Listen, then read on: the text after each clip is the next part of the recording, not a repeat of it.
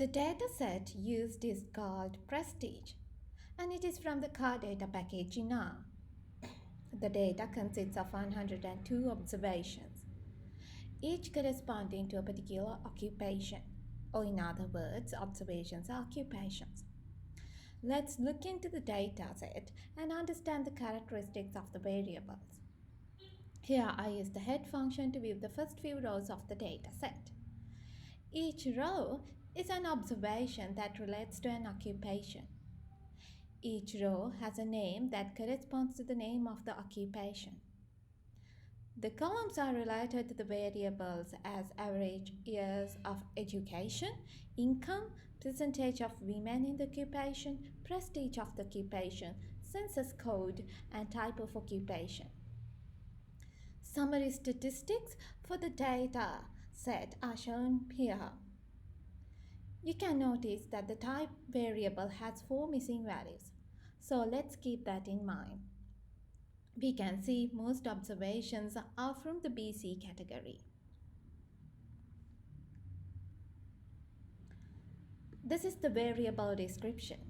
You can use the help function to view the variable description in the prestige data set. The dependent variable or the response variable is prestige. It is the Pinio-Porter prestige score for occupations.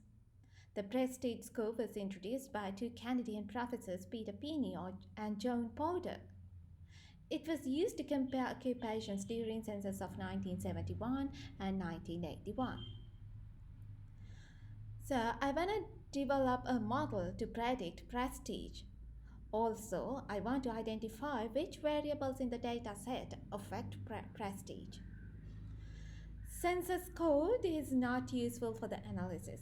It doesn't seem to make sense, so you will not see it in the analysis. Before modeling, we split the data into training set and test set. Another name for the training set is in sample. Another name for the test set is out of sample. The training data is the one we use to train the model. Then we use that model to make predictions to check the out of sample accuracy of the model. In sample performance means how the model performs on the data that was used to build it. Out of sample performance means how the model performs when it encounters new data. Here, first I set a sample size for the training set. It is 80. Next, I set a seed to make the partition reproducible. After that, I use sample function to randomly select 80 rows from the prestige dataset, from the original dataset. The row IDs are stored under train_int. Next line extracts the corresponding rows from the dataset. The rest goes to the test set. That's why I use minus here. I want to drop those rows from the test set. My in sample or the training set size is 80. My test set size is 22. To begin, let's review data through exploratory data analysis. First, I want to visualize the distributions of quantitative variables at once. I'm going to use faceting. Faceting split one plot into multiple panels. For that, I need to pass a facet variable. The facet variable should contain these column names.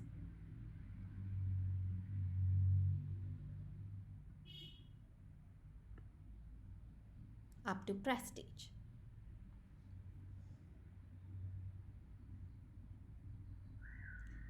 This is the original data set. I need to convert this data set into the long format like this. Pivot longer makes data set longer by increasing the number of rows. Here I have the first 4 rows corresponds to the row here. Next 4 corresponds to the second observation here. I use pivot longer function. The first input to the pivot longer function is train. Then I take first 4 columns in the original data set. The name of the new column is variable and the name of the new value column is value. And the name of the new dataset or the long format of the dataset is prestige_1. Next, I use ggplot functions to draw histograms. The input to the ggplot function is prestige1, x-axis is value, geometric layer is geom_histogram, facet layer is facet_wrap, and facet variable is variable. The number of columns, here I have only one column, it's equal to 1. Now you can see all graphs share the same scale, same x-axis, 0 to somewhere 20,000. Income level varies from 600 to 20,000. If you look at the output of the summary, you can see education varies from 6.3 to 15. Women column varies from 0 to 100. Due to these differences in ranges, we can't clearly see the distributions of education, prestige, and women. In order to overcome the problem, we can pass scale free inside facet_wrap. Now each graph has its own x-axis. Now we can clearly see all distributions. You can view bin separation by passing color equals white inside geom_histogram. You can also draw this plot without converting your dataset into a long format. Then you have to take histogram for education variable separately, income separately, prestige separately, women separately, and after that you have to use patchwork function or grid function to arrange graphs like this. That's a lot of work. By converting your dataset to pivot longer format, you reduce the number of lines to get this plot.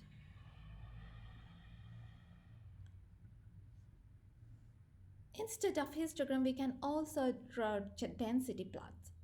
If you want to get the density plot, you can use geom density instead of geom histogram.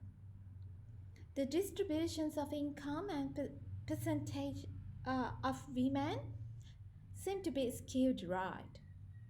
Remember, we also had a qualitative variable in the data set. That's the type variable. Type BC for blue collar, type prof for professional and technical, type WC for white collar. I want to see the distributions of these variables by the levels of type. I usually use box plots to compare a qualitative variable and a quantitative variable. Box plots make it easier to see patterns across panels. Here's the code and the output. The input variable is prestige_1, long format of prestige variable, y is value, x is type. I want to fill the box plot according to the type variable, so fill equals type. Geometric layer is geom box plot. And facet graphs according to the names of the quantitative variables. So the faceting variable is variable. Here you can see missing values are also plotted. Remember, there were 4 missing values in the dataset. They don't add any information in this case because it's just 4. It adds visual noise to the graph. So before plotting, you can filter missing values. You can use filter function to extract non-missing rows of the dataset. So we have another extra line of code here, prestige1, pipe operator. Now I use filter function to extract non-missing rows in the prestige1 dataset and then draw the box plots. Okay, now you can't see the missing values here. But still I'm not happy with the way it looks. Here the x variable is type and the y variable is value. Now instead of vertical bar charts, now instead of vertical box plots, I take horizontal box plot. I take horizontal box plots. I swap x and y variables. Here x value, y equals type, but in the previous graph, y equals y and x equals time. I just swap the variables. This is much easier to compare the distributions between the variables, between variables and within classes. If you want, you can add geom jitter layer to the graph. Just pass plus geom underscore jitter. Then you will see the actual points. Once you're happy with the plot, you have to interpret it. You can see the distribution of number of years spent in education is higher for professional and technical category than white collar and blue collar jobs. Similarly, income and prestige is higher in professional and technical category than blue collar and white collar jobs.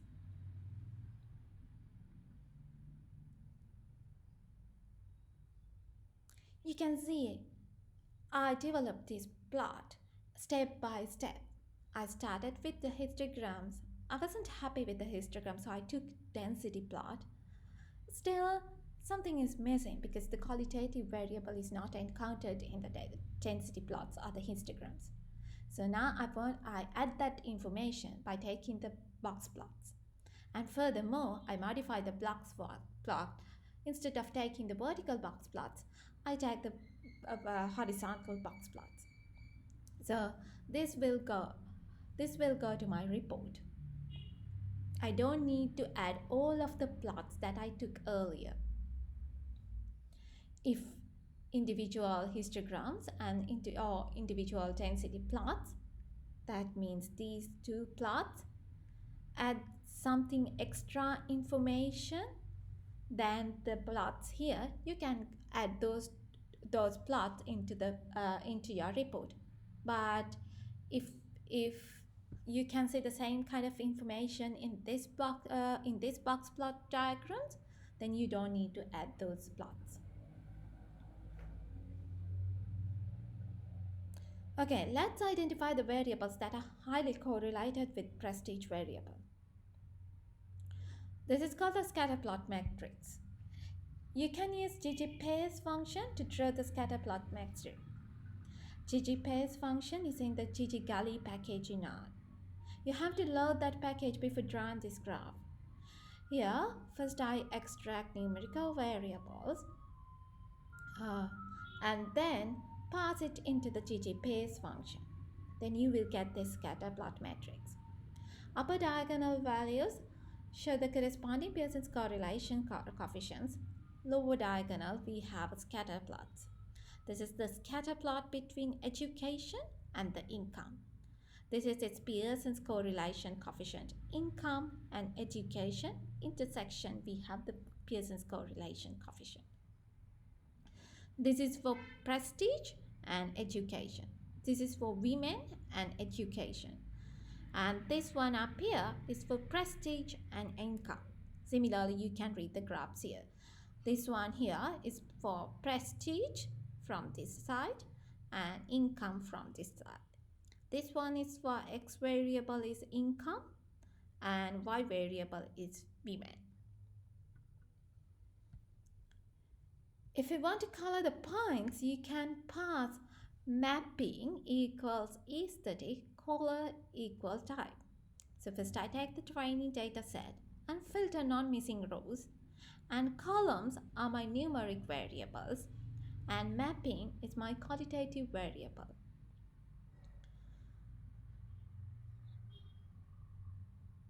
Now the points are colored according to their type. We can see that blue collar and white collar have low prestige score Okay, now we have to interpret the graph. We can see that blue collar and white collar workers have low prestige score compared to professional. Income and number of years in education seem to explain this trend. You can notice that income and number of years in education are highly positively correlated with prestige. This means that there's a high prestige score for high level of education and high level of income. Income is negatively correlated with women, while women has no correlation with prestige. Here, income is negatively correlated with women. This means as the percentage of women increases, average income in the profession declines. That's complete the exploratory data analysis part. Next, let's see how to perform regression analysis.